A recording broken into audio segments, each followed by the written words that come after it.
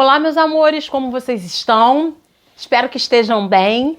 Bom, hoje nós vamos pegar aí a nossa segunda aula de nivelamento em relação àquele conteúdo, né, que vocês viram o ano passado. Então a gente vai fazer uma revisão aí.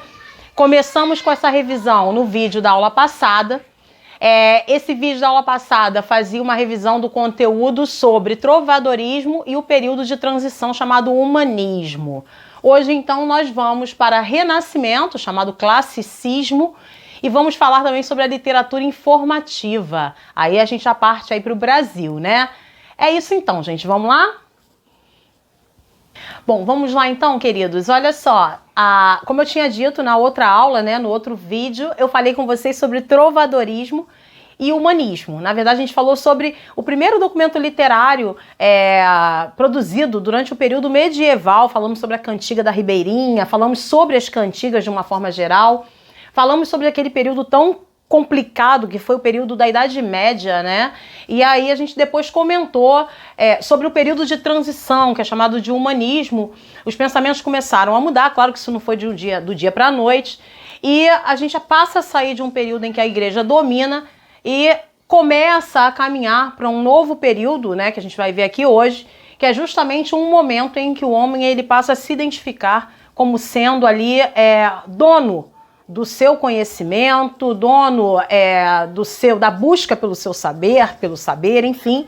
E aí ele passa a acreditar que ele não precisa mais ser dominado pela igreja. Com isso a igreja perde a sua força, nós falamos sobre isso, só que lembrando que durante esse período de transição aí, chamado de humanismo, né, o homem, na verdade, ele não se afasta da sua crença, da sua fé, né? Não necessariamente de Deus, ele se afasta da Igreja Católica e dos seus dogmas. Então, na verdade, ele continua acreditando em Deus, só que a visão que ele tem de Deus agora passa a ser diferenciada. Bom, nós começamos hoje então com esse período que nós chamamos de classicismo ou renascimento, que justamente marca ali a saída do período medieval. A gente tem aí esse período de transição aí no meio, que é o humanismo. Entramos agora no século XVI. Então a gente vem vendo a literatura desde o período medieval, como ela se comporta, né? Quais eram os principais textos literários daquele momento, daquela época. Vimos como isso vem acontecendo. O Renascimento, na verdade, é o período que está dentro de uma idade chamada Idade Moderna. O que acontece? Antes a igreja dominava todo o conhecimento, nós falamos sobre isso, aquele conhecimento dos gregos, né, dos romanos, aquele conhecimento da antiguidade clássica, estava preso com a igreja, porque na verdade a igreja detinha todo o conhecimento justamente para manipular o povo, a população de uma forma geral. Aqui no Renascimento, na verdade, eu tenho todos esses textos, esse conhecimento que Roma e Grécia propiciaram para a humanidade, todo esse conhecimento, cultura, enfim, de uma forma geral, eles ganham espaço novamente. Na verdade, agora, tudo isso vai ganhar um espaço não só na arte, mas na ciência de uma forma geral. Então, Roma e Grécia passam a ganhar destaque nas obras, nos textos literários desse período chamado de classicismo. Por que o nome classicismo ou renascimento, muito conhecido na literatura, na arte de uma forma geral? Classicismo lembra logo o quê? Período clássico, que como eu falei para vocês, a gente vai buscar retomar todo aquele conhecimento, né, antes guardado pela igreja, o conhecimento da antiguidade clássica, um período bem anterior até a Cristo, né, com os gregos e romanos. Então o nome classicismo vem daí, da antiguidade clássica.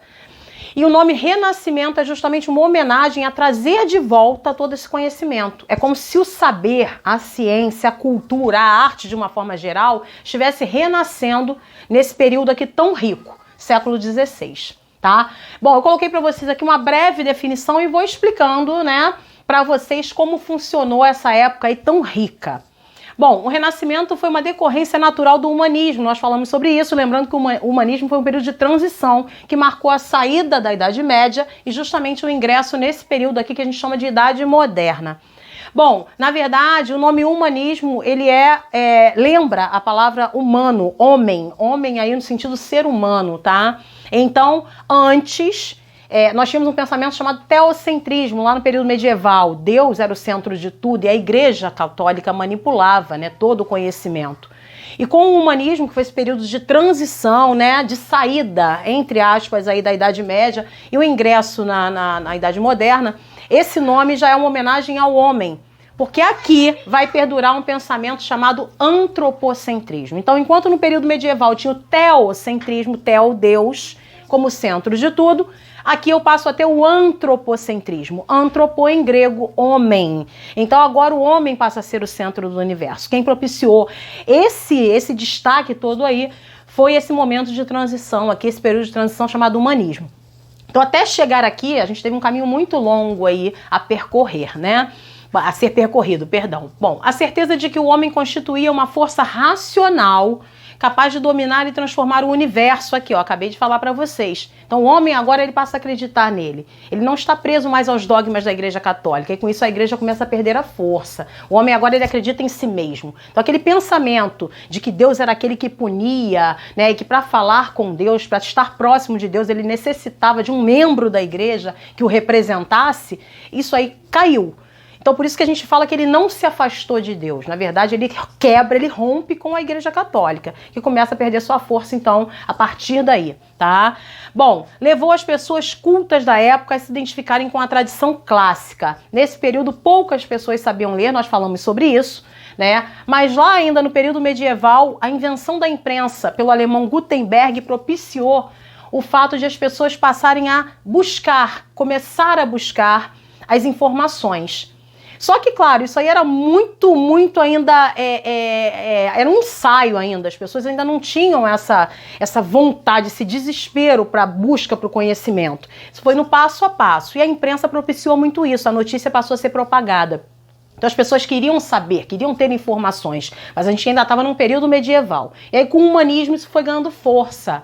Aqui no Renascimento as pessoas já têm a necessidade do saber. Então, elas buscam o conhecimento e com isso, com certeza, a prática da leitura. Então, muita gente começa a aprender a ler a partir daqui, para justamente ter conhecimento, para buscar o saber, buscar a ciência. Bom, continuando aqui, que valorizava o homem e a vida terrena. A Grécia e seus deuses passam a ser símbolos artísticos que competem com a igreja. Falei agora para vocês, o nome classicismo lembra o período clássico, a antiguidade clássica. E lá a cultura era muito vasta. Então, na verdade, agora, na arte, os deuses gregos, romanos, eles passam a ganhar um espaço. Eles são considerados modelos de beleza e perfeição. Então, os pintores, os escultores, eles começam a tentar retratar o homem como um deus grego. Por quê? Porque eles eram símbolo de beleza, símbolo de virilidade, símbolo de perfeição.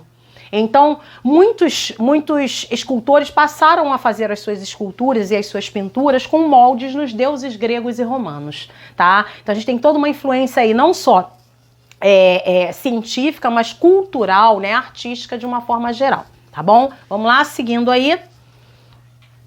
Lembrando que a igreja, aqui no caso, os santos, tudo mais, a Igreja Católica perde a força, mas a fé das pessoas, ela continua ali, só que não de maneira mais cega, né? Foi o que eu falei para vocês. O homem, ele continua acreditando em Deus, continua tendo a sua crença, só que ele não se deixa envolver tanto agora pelos dogmas da igreja, tá?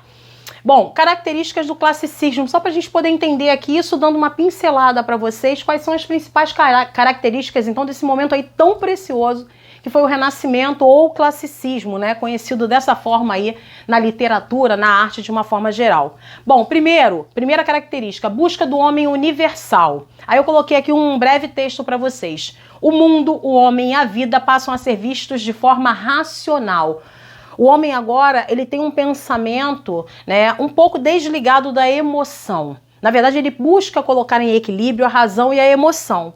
Então ele tem um pensamento racional no que diz respeito à busca pelo conhecimento, tá? Antes ele não tinha isso, né? A cabeça do homem lá no período medieval, com pensamento teocêntrico, era aquela cabeça de temor ao divino, a Deus, temor à igreja. O homem aqui, ele já vai buscar o seu conhecimento, ele tem um pensamento mais racional e ele busca equilibrar a razão e a emoção, tá? Bom, não se tratava do fim da emoção, acabei de falar agora, mas de uma prova de expressão impessoal que buscasse o homem universal. O homem agora ele entende que ele pode ser o responsável pela sua vida, pelo seu conhecimento. Ele entende que ele não precisa mais e não vai mais ser dominado pela igreja. O homem renascentista procurou entender a harmonia do universo. Olha aí que eu falei, a questão do equilíbrio. Não que a emoção não existisse mais, mas agora eu tenho que equilibrar a minha razão e a minha emoção. Então dá para se conviver, né, com a fé, mas eu também não posso deixar de lado a razão, o pensamento racional que motiva uma busca por conhecimento. Então ele buscou equilibrar. Bom, entender a harmonia do universo e de suas emoções, noções de beleza, bem e verdade, estavam associadas ao equilíbrio entre a razão e a emoção. Então a base do Renascimento, principalmente na arte, de forma geral, era o equilíbrio entre a razão e a emoção. E essa questão da busca pela beleza, como eu falei para vocês, os modelos retratados são os modelos greco-romanos. Então, quem vai simbolizar? Quem são os símbolos, né, desse período aí da antiguidade clássica? São os deuses, que eram considerados modelos de beleza, de perfeição. Então a gente vai ver muita escultura, muita pintura que se baseia nas formas dos deuses, né, de como eles viam os deuses naquele período lá da antiguidade clássica. Então tudo isso vem à tona nesse período que a gente chama de classicismo ou renascimento. Bom, continuando aqui então, valores greco-romanos. Lembrando que greco-romano, Grécia, Roma. Como a gente falou aqui agora, o nome classicismo, ele lembra antiguidade clássica. É como se ele retomasse aquele pensamento, né, da antiguidade clássica, envolvendo a ciência, envolvendo a cultura de uma forma geral, a arte, né, a filosofia.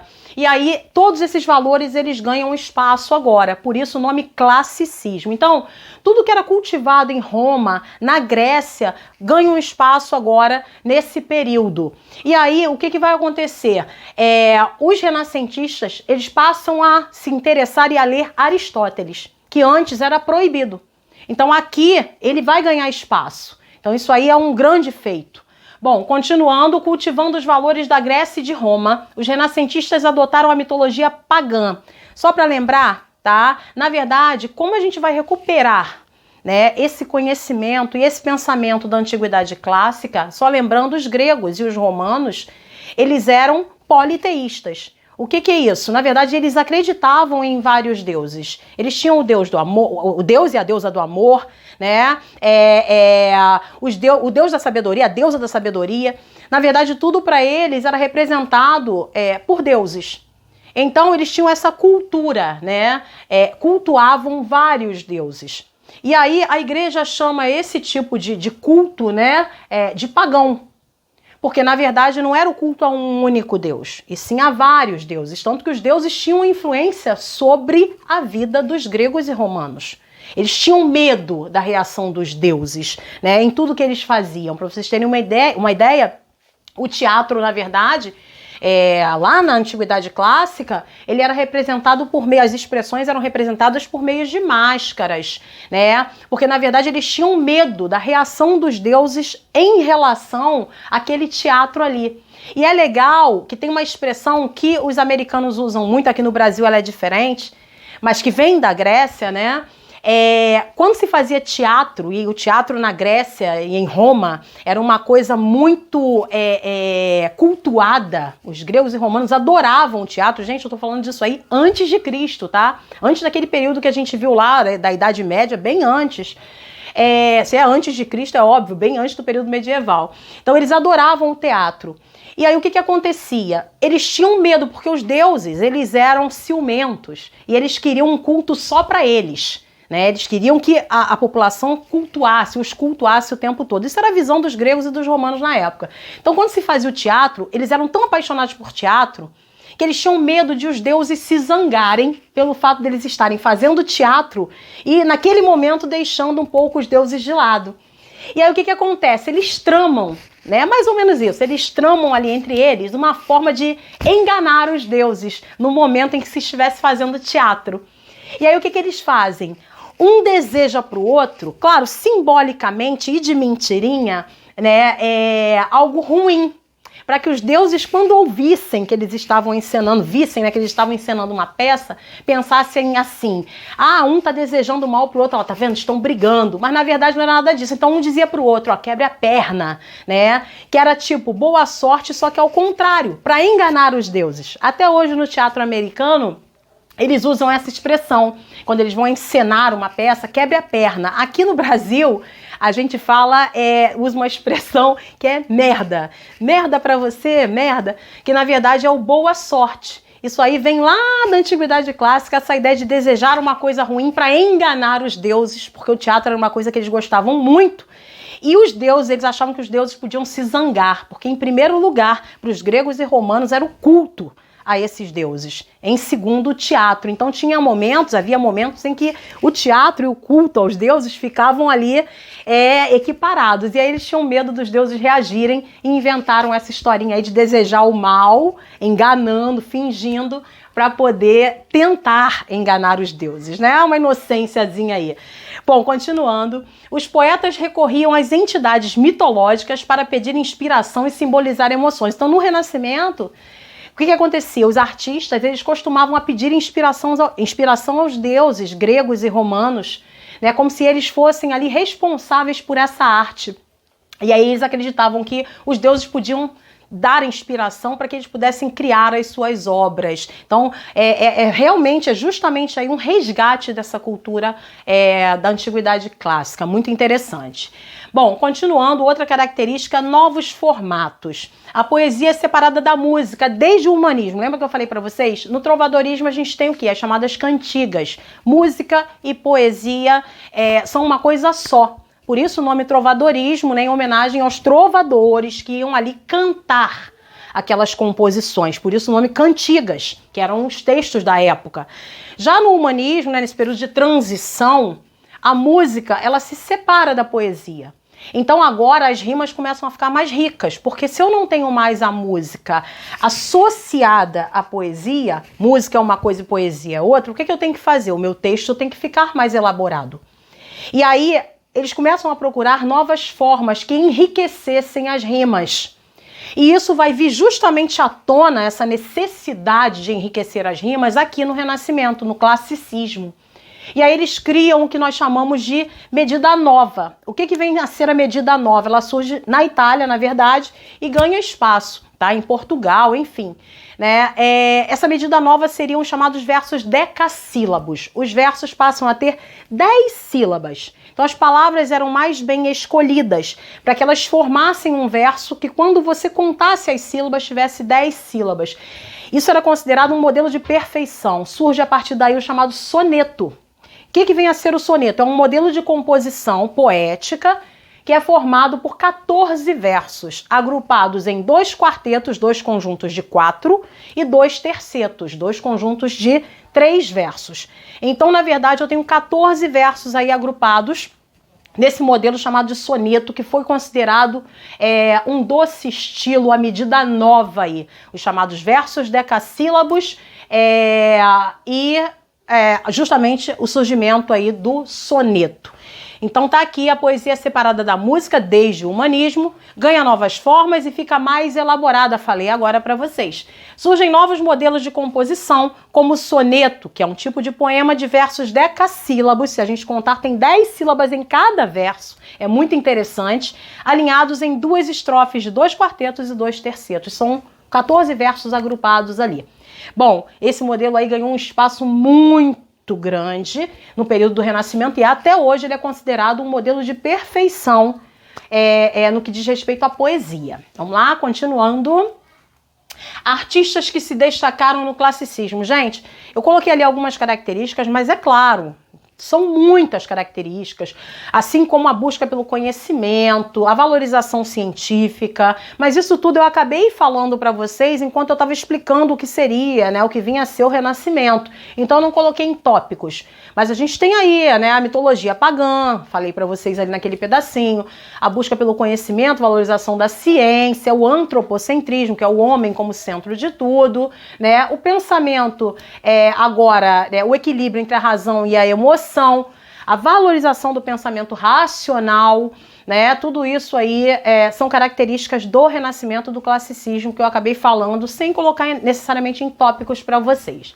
Bom, que artistas que se destacam aí nesse período, então, chamado de classicismo? Gente, a gente está falando aqui da Itália e de Portugal, tá? Bom, muitos artistas se destacaram no período do Renascimento, tanto em Portugal quanto na Itália. Itália e Portugal viraram um grande berço aí, essas duas nações viraram aí o grande berço do Renascimento, tá? Lembrando que o Brasil nessa época, gente, a gente vai falar daqui a pouquinho, né, que o Renascimento ele começa nos anos de 1500, né? O Renascimento na arte aí de uma forma geral, 1500. Então o Brasil estava sendo descoberto nesse período. Ele nem sonhava com literatura, ele nem sonhava com nada, quanto mais com arte.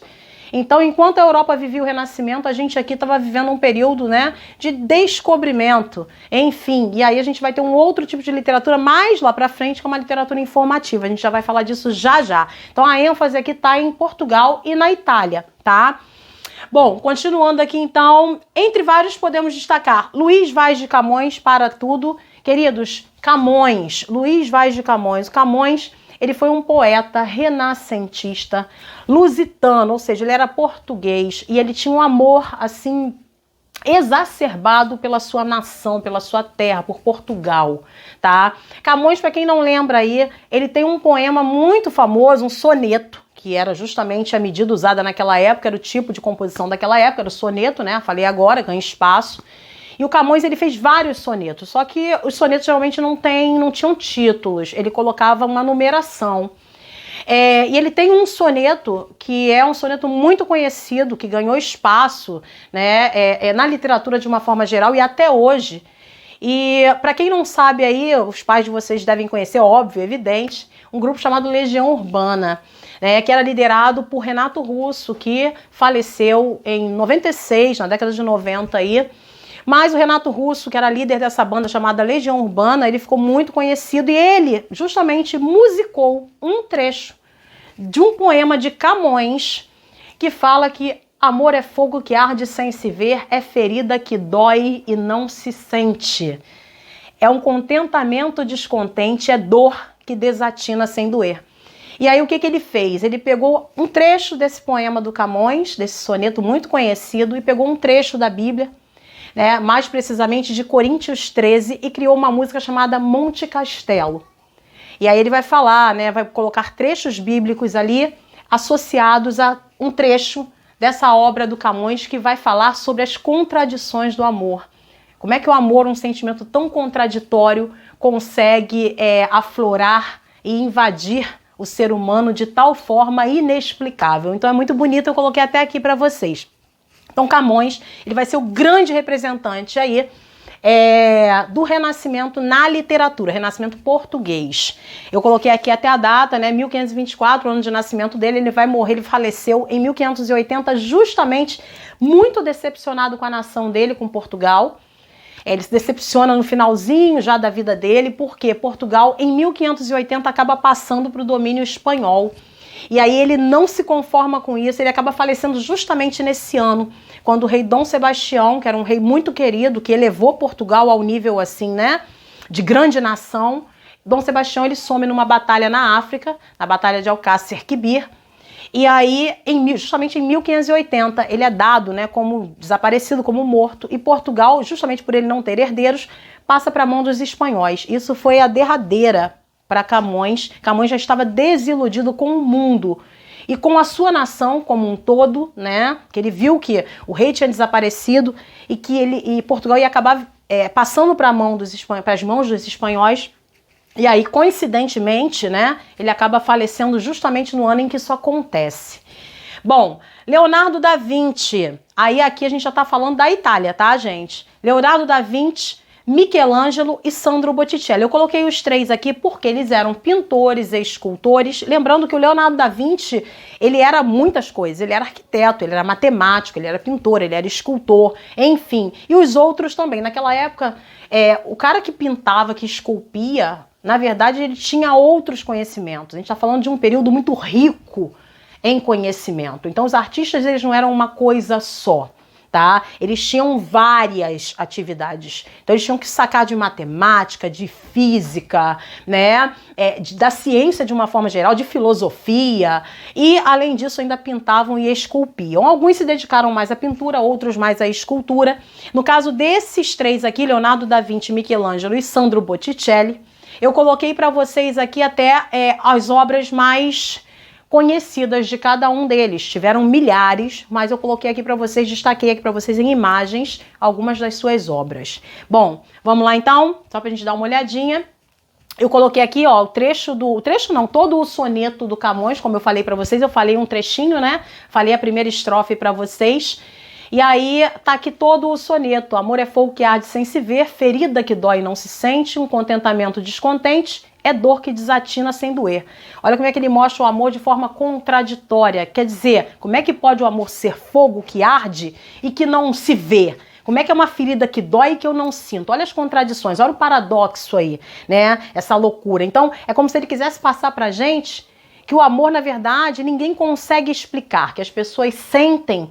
E é um sentimento tão contraditório, mas ao mesmo tempo é um sentimento que ninguém quer deixar de ter, tá? E aí ele continua, é um não querer mais que bem querer, é um solitário andar por entre a gente, é nunca contentar-se de contente, é cuidar que se ganha em se perder.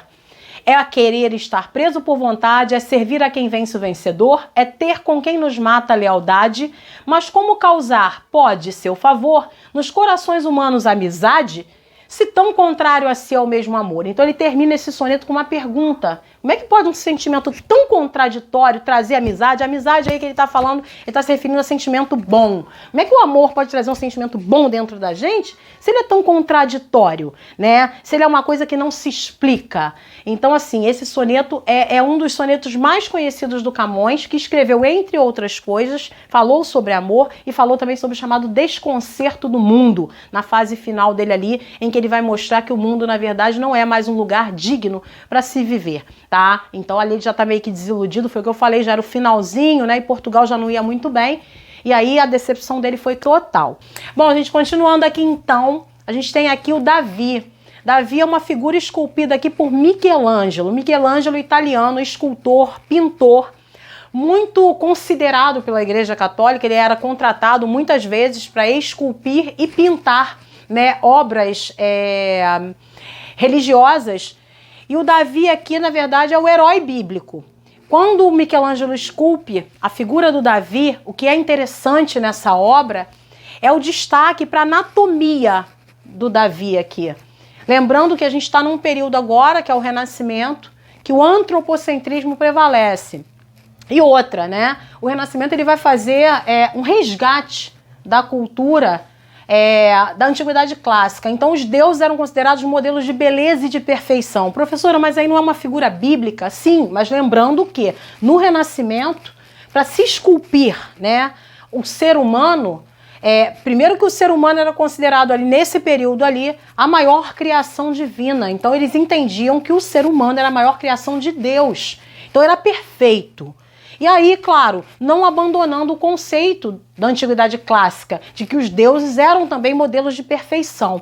Então o que ele faz quando ele esculpe o Davi? Ele faz uma exaltação ao ser humano, tá? Aqui, então, a anatomia do corpo do Davi, o ser humano aqui, né, ele é exaltado através dos detalhes. Não dá para ver muito bem aqui, mas eu gostaria muito que vocês pesquisassem essa figura na internet, essa escultura, que ali tem até figuras em que você consegue ver os detalhes através de uma lupa virtual, e é muito interessante. Então você vê detalhes aqui do corpo de Davi, que é representado, claro, na forma humana ali, como sendo a grande criação de Deus. E aí é interessante falar sobre o Michelangelo, como eu falei para vocês, que a Igreja Católica geralmente o contratava para fazer esculturas e pinturas. Na Itália, tem uma capela chamada Capela Sistina, e o teto dessa capela foi pintado justamente por Michelangelo. E ele fez ali uma pintura representando a criação do homem. Quem é esse homem ali? Adão. Então é aquela famosa pintura em que tem o dedo de Deus tocando o dedo de Adão, como se estivesse dando ali o sopro de vida para Adão. E é interessante que Deus, quando aparece Nessa pintura que foi colocada no teto da capela, foi pintada no teto da Capela Sistina, Deus está ali envolto no que lembra um cérebro, como se fosse o formato de um cérebro.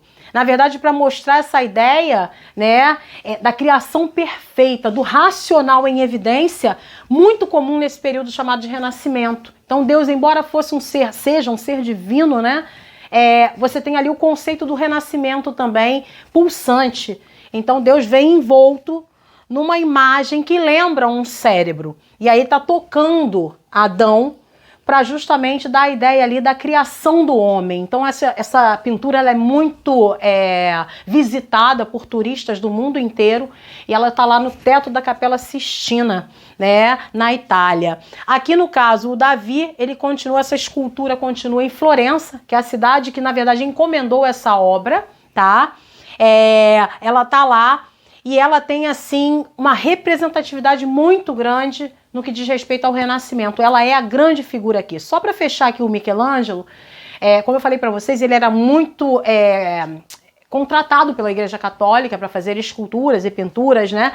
Principalmente de figuras divinas, de figuras bíblicas. E eles dizem, né, tem uma história que contam que ele foi contratado para esculpir Moisés. Então a igreja contratou Michelangelo para que fizesse uma figura, esculpisse a figura de Moisés.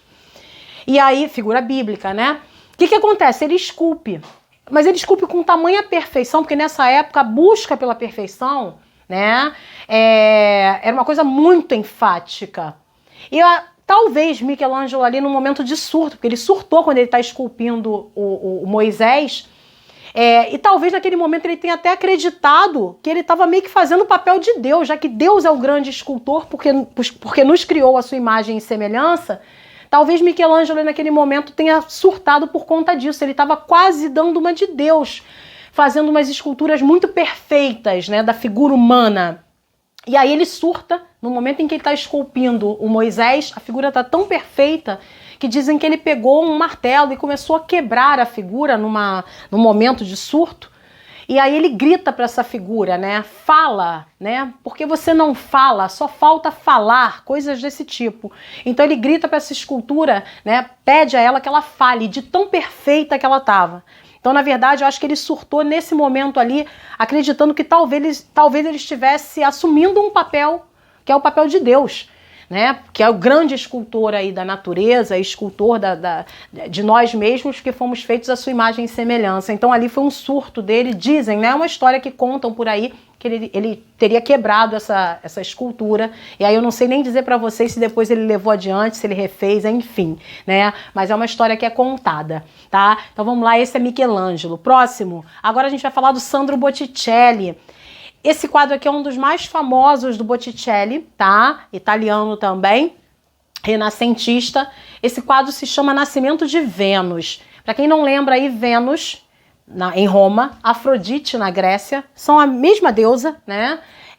Com nomes diferentes ali e às vezes até com histórias do seu nascimento um pouquinho diferentes, mas na verdade eram a mesma deusa. Os deuses eles se repetem em Roma e na Grécia com nomes diferentes, né? Geralmente em Roma eles recebem nomes de planetas, que são os planetas hoje, né?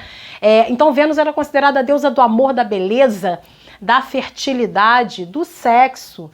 E aí, assim como outros deuses, que era muito comum isso, Vênus já nasce adulta. Então tem muitas histórias em torno do nascimento dela.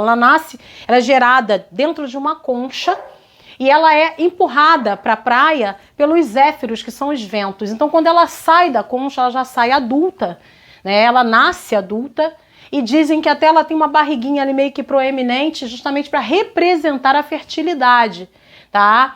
Então Vênus ali, essa figura mitológica que já nasce mulher, ela é o símbolo da beleza, da perfeição, do sexo. E aí o nascimento dela, foi o que eu falei para vocês, está envolto em várias histórias ali. Uns dizem que ela nasceu da mistura de uma gota de esperma com a espuma do mar, né? Cada um conta uma história diferenciada, mas foi o que eu falei para vocês, essas histórias diversas, elas ganharam esses aspectos diferenciados porque ela é uma deusa que representa Roma e a Grécia, com nomes diferentes ali. Então cada um tem uma história diferenciada para falar sobre o nascimento dela.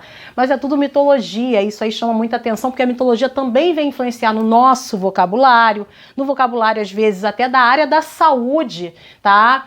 O próprio nome dela, Vênus. Vênus é deusa do amor, do sexo, da beleza, da fertilidade. E o outro nome dela é Afrodite. Então o nome do preservativo, né, é popularmente conhecido como camisinha de Vênus, em homenagem justamente a ela. Deusa da beleza, do amor, da fertilidade, do sexo, tá? E o próprio outro nome dela, né, Afrodite, que lembra também afrodisíaco. A palavra, né, ali tem toda essa ligação com outras palavras da nossa língua que remetem a essa atmosfera, né, de amor, de sexo, enfim, tá? Então isso aí é mitologia, gente, né? Mas foi o que eu falei, tem uma importância grande aí para o nosso conhecimento, para o nosso vocabulário, incluindo aí a área da saúde também, tá? Bom, continuando aí, próxima obra agora, Mona Lisa.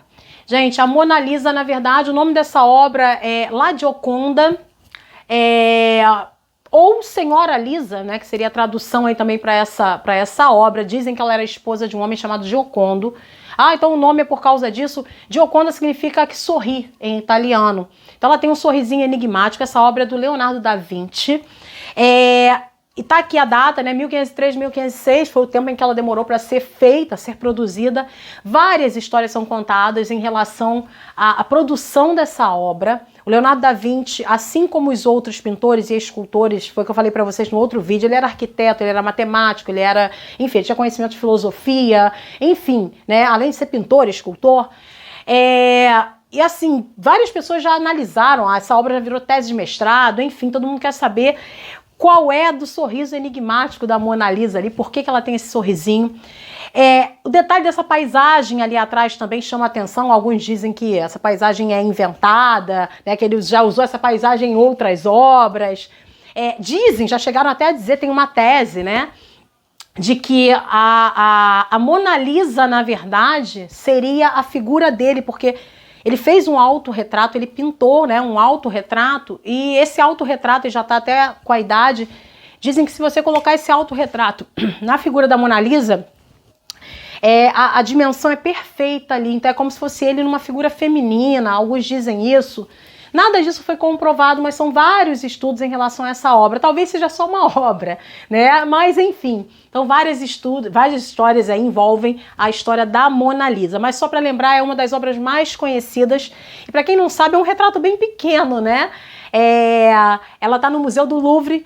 E aí, para você chegar perto para tirar foto é até bem complicado. Meu cunhado esteve lá e falou sobre isso. Você fica bem distante ali para ver uma obra muito pequena, mas de um valor assim inestimável para a cultura, né? De uma forma geral aí. Bom, continuando então. Queridos, agora a gente vai parar um pouquinho com o Renascimento, né? Eu vou falar para vocês sobre o quinhentismo, que na verdade envolve toda essa atmosfera aí dos anos de 1500, né? O quinhentismo, na verdade, ele também dá o nome ao Renascimento, que foi o período em questão. Enquanto a Europa vivia o período renascentista, foi o que eu falei para vocês logo no início, o Brasil ele estava vivendo um período de ser descoberto. Lembra que eu falei que Portugal era a grande nação, né? Começou a se tornar uma grande nação no período do humanismo, período de transição, e isso se destacou no período chamado de Renascimento ou Classicismo. Por que aconteceu isso? Que Portugal desbravou o mar. Ele criou, né, instrumentos para navegação, ele passou a estudar o mar, as novas rotas para comércio, e ele se destaca, ele virou a grande nação da época, principalmente no período renascentista. Entre várias, não vou entrar nos detalhes históricos, assim dizendo, né, mas entre várias dessas conquistas de Portugal, né, que passou a desbravar o mar para adquirir terras para fazer comércio, e em busca das Índias, né, diz aí a história de uma forma ampla, que eu não vou detalhar aqui, que na verdade se viu que não foi nada disso que eu vou falar aqui, mais precisamente dizendo, mas numa dessas buscas eles acabaram chegando aqui. Enfim, chegando aqui, o que interessa pra gente aqui é o que eles encontram, né? Como chegou, de que forma, se foi acidental, se foi propositada, isso aí já não cabe a gente, mas de tantas conquistas aí eles acabam chegando aqui. E chegando aqui no Brasil, eles se deparam com índios, que na verdade surpreenderam os portugueses nesse período justamente pelo fato de estarem nus, de terem uma cultura diferenciada. E aí, isso aí foi o grande boom desse período. A gente vai começar a falar um pouquinho sobre isso para eu poder chegar à literatura da época. Então eu coloquei uma breve definição aqui para tentar falar para vocês como é que começou a surgir a literatura nesse período de descobrimento aqui no Brasil. Bom, o quinhentismo, que vai de 1500 a 1601, no Brasil e em Portugal, designa uma importante fase da história da literatura desses países. Então foi o que eu falei, enquanto Portugal vivia o Renascimento, o Brasil vivia o período de descobrimento, tá? E esse período todo aí, que vai de 1500 a 1601, ele é chamado de quinhentismo. Então, a gente pode colocar o Renascimento aí dentro, o Renascimento português aí dentro. Porque era o que a Europa vivia nesse período, principalmente Portugal ali, era o Renascimento. Então, como o quinhentismo envolve esses dois países, né, ele vai falar sobre justamente isso. O Renascimento em Portugal e aqui no Brasil, o período de descobrimento. Bom, designa uma importante fase da história da literatura desses países, apesar de ter se expressado de modo diferente em um e em outro. Foi o que eu falei, Renascimento lá, aqui período de descobrimento. A gente vai começar com a literatura informativa e a literatura de catequese, a gente vai entender isso aí.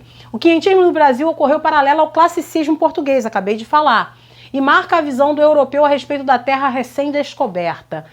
Os textos que começaram a ser produzidos aqui nesse período de descobrimento, porque quando o português chega aqui, ele encontra uma terra vasta, ele encontra habitantes que tinham uma cultura totalmente diferente da cultura europeia, e isso choca. Claro que a primeira intenção era a busca por riquezas nessa terra. Como isso não aconteceu, porque na verdade eles viram que não era uma terra rica, e eles começaram depois até a extrair o pau-brasil, que era madeira na época aqui, que tinha uma tinta avermelhada, e essa tinta passou a ser muito cobiçada e tudo, foi o que eles encontraram aqui. Mas as riquezas que eles tanto queriam, né, que rolava na Europa um mito, que era o mito do Eldorado, que havia uma terra repleta de ouro, e eles pensaram que essa terra pudesse ser o Brasil. Então, primeira intenção era buscar riquezas, e isso não aconteceu. Então, qual foi a segunda intenção? Como eles se depararam com um povo que andava nu, né? Que tinha uma cultura politeísta, eles cultuavam vários deuses, né? Tinham o hábito de se banhar, coisa que em Portugal não se fazia nessa época, a Europa, né? O banho era uma coisa que não era uma coisa comum. E aqui os índios viviam se banhando, tinha uma cultura de cultuar vários deuses, andavam nus, tinha um senso, né, de sociedade muito diferente do que o europeu entendia, né, como sociedade. O que eles fazem? Como eles não encontram nem ouro, nem prata, nem riquezas, né, eles tinham que, na verdade, suprir os cofres de Portugal, e isso acabou não acontecendo da maneira que eles pretendiam. Eles tentam, então, a segunda intenção, que seria promover o resgate desse povo, dos índios, que para eles viviam em pecado pelo fato de andarem nus e de não terem a fé considerada a fé cristã. Então, a segunda intenção desses homens que aqui chegaram, ao se depararem com os índios, foi de catequizar, de promover a fé cristã a esse povo que, na verdade, cultuava vários deuses, que tinha uma cultura diferenciada. Bom, então vamos ver aqui que tipo de literatura existiu nesse período. Literatura informativa. Os textos que compunham a literatura informativa eram basicamente relatos sobre a nova terra e o povo que nela habitava. Então, quando eles chegaram aqui, quando Pedro Álvares Cabral chega aqui com a sua esquadra, né, Pero Vaz de Caminha, que era o escritor, que era o cronista ali, era quem tinha a responsabilidade de relatar o que estava acontecendo durante a viagem e nas terras recém-descobertas. Primeira coisa que eles começam a fazer, eles promovem tipo um diário, né, descrevendo tudo o que acontecia e tudo o que eles encontraram aqui. Então, o primeiro choque foi aquele choque da população em relação a quem eles veem aqui. Então eles começam a detalhar como era essa terra, como eram os habitantes que aqui viviam. Esses foram os primeiros textos que o Brasil teve conhecimento. Então, na verdade, a gente chama isso aí de literatura informativa, porque era uma literatura apenas para informar, passar informações ao rei de Portugal sobre o que tinha sido descoberto aqui, como é que era a terra, o que tinha aqui, como é que eram os habitantes daqui.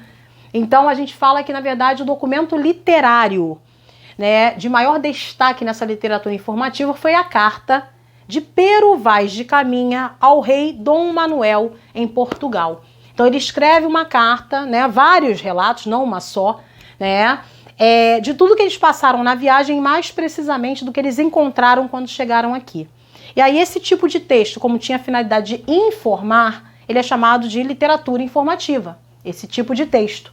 Que não foi só o Pero Vaz de Caminha que fez. Outros cronistas também tiveram o papel de detalhar a terra, os habitantes. Mas o primeiro documento literário partiu de Pero Vaz de Caminha, que era justamente escrivão, né, da esquadra de Cabral. Então ele tinha o papel de importância de descrever tudo o que acontecia e mandar para o rei de Portugal. Tá? Então esse primeiro documento foi a carta de Pero Vaz de Caminha, quando aqui chegou. Aí nessa carta tem relatos sobre o seu espanto em relação aos índios, a terra, a cultura dos índios. Tem até um trecho que é muito interessante, que Pero Vaz de Caminha vai descrever um parto, né? Um parto de uma índia. E aí ele descreve como isso aconteceu em detalhes. E aí é legal que ele faz a descrição interessante de como a Índia, ela tinha o bebê, que quem aparava, né, esse bebê quando ele nascia, que a Índia geralmente tem o bebê de cócoras, né, meio que agachada, e aí ele descreve isso na carta, em um dos trechos, e ele diz que quem recebe a criança é o pai. No momento em que a Índia tem o bebê, o pai apara, né, ele apara mesmo, ele chega ali e pega o bebê. O primeiro contato que o bebê tem é com o pai. E aí o cordão umbilical é cortado com os dentes pelo pai da criança. Ele descreve isso na carta. Isso causa tamanha estranheza, né? E aí ele fala, né, que aí depois o pai vai dar uma amassadinha no nariz e pinta o rostinho de vermelho e de preto, né, e coloca uma penugenzinha amarrada. E aí ele vai fazendo aquela descrição, e isso aí só choca, porque é uma cultura totalmente diferenciada. Então os índios, eles foram considerados em um primeiro momento pecadores pelo fato de andarem nus e pelo fato de cultuarem vários deuses, de não terem ali um único Deus. Então, num segundo momento, a ideia era catequizar, era promover a fé cristã para esse povo, entre aspas, pecador. Bom, continuando aí, vamos lá. Literatura de catequese. Então, o primeiro tipo de literatura que o Brasil, né, sabe e conhece, entre aspas, aí, é a literatura informativa. Vem com a carta de Pero Vaz de Caminha para o rei de Portugal, demonstrando ali e descrevendo tudo que ele encontrou aqui, como é que era a população, como é que era a terra, enfim. Num segundo momento, como eu falei para vocês, como eles queriam buscar riquezas e não conseguiram isso aqui, então um grupo de jesuítas vem para o Brasil em 1549, tá? Os jesuítas, na verdade, eram padres, eles vêm com a ideia, sacerdotes, de promover a fé cristã, de salvar o povo que vivia do pecado, que eram os índios. Então, quando eles chegam aqui com a Companhia de Jesus, lideradas pelo Padre Manuel da Nóbrega, eles tentam catequizar e promover uma nova cultura, uma nova fé para essa população. O que vai acontecer com isso é óbvio. Muitos índios, né, cometeram suicídio, não aceitaram aquela imposição, né, de ter a sua cultura devastada, eles não entendiam o que estava acontecendo, então tudo ficou bastante complicado. Mais para frente, um padre se destaca no meio dessa companhia, que é o José de Anchieta, e esse cara, ele chega aqui, ele tenta de uma forma diferenciada, mais educativa, passar a fé cristã para os índios. Então ele promove peças teatrais, ele aprende a língua dos índios, que é o tupi, então ele se interessa e cria até uma gramática em tupi-guarani para poder entender. E ele, por meio do teatro, ele tentava passar para os índios, né, alguns ensinamentos sobre a filosofia cristã. Ele foi o que mais se dedicou nessa obra, tá? Mas isso aí foi o que eu falei, foi um choque cultural para os índios também, óbvio, evidente. Você tirar a ideia da sua fé, da sua cultura e promover uma outra ideia ali. Isso foi bem chocante. Esse tipo de literatura, que era literatura justamente para promover a fé cristã, a gente chama de literatura de catequese, que tinha o intuito de fazer com que os índios se convertessem à fé cristã. Bom, trechos da carta de Pero Vaz de Caminha aqui, né, sobre a terra e seus habitantes. Esses dois trechos aqui são bem interessantes. Ao longo do mar tem em algumas partes grandes barreiras, umas vermelhas e outras brancas, e a terra é toda chã e muito formosa. Chã significa reta, tá? Batida. Então ele dizia, falava sobre as belezas dessa terra aqui, ele dizia que essa terra aqui era uma terra fértil, que era rodeada de águas, né? Então eles se encantam com isso também. E aí o intuito depois foi justamente povoar isso aqui. Então todo o documento que era mandado para lá, toda a carta, todo o texto descritivo que era mandado para lá era exaltando essa terra, né? Bom, pardos nus, sem coisa alguma que lhes cobrisse suas vergonhas. Isso aqui é um trecho de Pero Vaz de Caminha falando sobre os habitantes daqui, os índios, como é que eles eram. Fala sobre a cor, eles eram pardos, andavam nus e não tinham coisa alguma para cobrir as suas vergonhas. Vergonhas ali, na verdade, né, o órgão sexual, tá? Então, a genitália, né? E aí ele fala sobre isso, que o que mais chocou foi justamente isso, o fato deles andarem nus, né? Isso chamou muita atenção. E aí daí a ideia de que eles eram pecadores, né? Uma errada ideia. Bom, traziam arcos nas mãos e suas setas, aí são as flechas. Vinham todos rijamente em direção ao batel. Rijamente é andando de forma ereta, né? Eles tinham uma postura, ele descreve isso, que o índio tinha uma postura, né? E direção ao batel. O batel que é o barco principal, faltou fechar aqui com as aspas, é o barco principal, que geralmente quando eles iam para o mar, os portugueses, né, com a missão de desbravar novas terras, de conquistar riquezas e conquistar novos caminhos para comércio, eles vinham com um barco principal e outros pequenos barcos, né, e muitos desses eram lançados ao mar depois, para chegarem primeiro à nova terra, para dar aquela fiscalizada para o outro barco maior então atracar. Geralmente era assim, né? Bom, aqui está um trecho então da carta. Essa carta é muito grande. Outros cronistas também descreveram, tá? Essa terra e os habitantes que aqui viviam. O Brasil só foi ter acesso mesmo à literatura com o Barroco, que é o próximo momento literário do qual a gente vai falar aí, é o último momento dessa nossa revisão aí de conteúdos. Isso vem com o próximo vídeo. No finalzinho aqui agora, a última, né, eu coloquei para vocês aqui uma pintura do Oscar Pereira da Silva, que ele mostra aqui o desembarque de Cabral em Porto Seguro, que foi onde ele desembarcou, onde hoje é Porto Seguro, né? Seria Porto Seguro. Essa pintura está no Museu de São Paulo, tá? O Museu Paulista de São Paulo. E aqui ele mostra. Engraçado que os índios eram descritos muitas vezes, ele mostra aqui um barco menor, né, atracando o primeiro, e o barco principal provavelmente mais lá para trás. Então eles descreviam os índios como canibais, porque os índios tinham o hábito de se alimentar da carne humana de guerreiros que morriam, porque eles acreditavam pegar a força daquele guerreiro, né, para si. Então, muitas vezes, nas cartas e até nas pinturas promovidas, né, por portugueses que vinham para cá, mostravam os índios como canibais. Então, as pessoas tinham medo, muitas vezes, de vir para cá. Eles eram mostrados como figuras, assim, exóticas. Então, a forma como se retratava o índio, né, não era de forma... o Pero Vaz de Caminha, ele mostra o índio como inocente, mas muitas vezes o índio era retratado como destruidor, como canibal, né? Então as pessoas tinham medo de vir para cá. Isso depois foi se desconstruindo, né? E a população indígena sendo dizimada aos poucos, é o que a gente sabe aí. Amores, foi uma breve revisão aí para vocês. O vídeo acho que foi até um pouquinho longo aí, mas foi necessário, porque isso aqui é muito vasto. Espero ter ajudado aí. Outra coisa, eu vou estar colocando exercício para vocês lá. E depois eu vou promover essa correção de exercícios de forma comentada lá. Vou deixar o gabarito comentado. Deem sempre uma olhada na plataforma. Verifiquem lá o que tem de novidade. Sempre vai ter alguma coisa lá para vocês. E qualquer dúvida que vocês tenham, podem me chamar. Tá? Podem deixar a dúvida de vocês lá, podem me procurar, colocar no chat, estarei respondendo, tá bom? Fiquem com Deus, obrigada pela atenção, até o próximo vídeo, um beijo.